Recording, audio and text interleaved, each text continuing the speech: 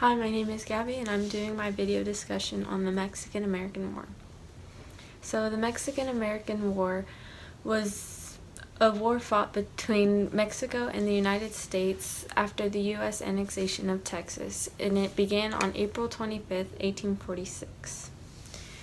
The main cause of the war was the westward expansion of the United States. Mexico had claimed the Nueces River as its northeastern border, while the United States claimed the Rio Grande River.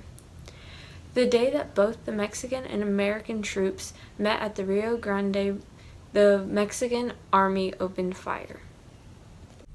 The first official battle of the war was the Battle of Palo Alto on May 8, 1846, won by the Americans, led by General Zachary Taylor. The Mexicans were severely defeated, so much so that the Mexican soldiers died from just standing in their lines. The day after the Battle of Palo Alto was the Battle of Resaca de la Palma, where Taylor's troops followed Mexico's retreating men and were victorious again.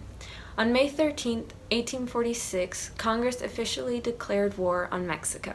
On September 20th, the Battle of Monterrey began, and on September 28th, the Mexican troops surrendered Monterrey at last, with 700 Mexican and 120 American casualties.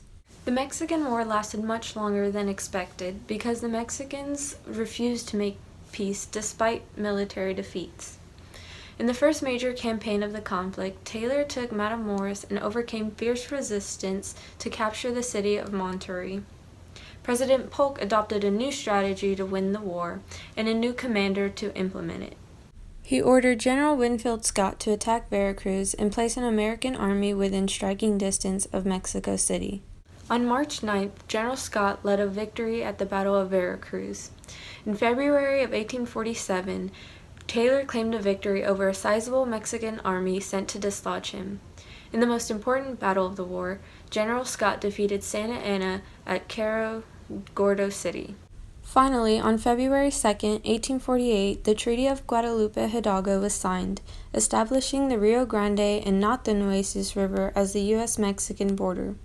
Under the treaty, Mexico also recognized the U.S. annexation of Texas and agreed to sell California and the rest of its territory north of the Rio Grande for $15 million, plus the assumption of certain damaged claims.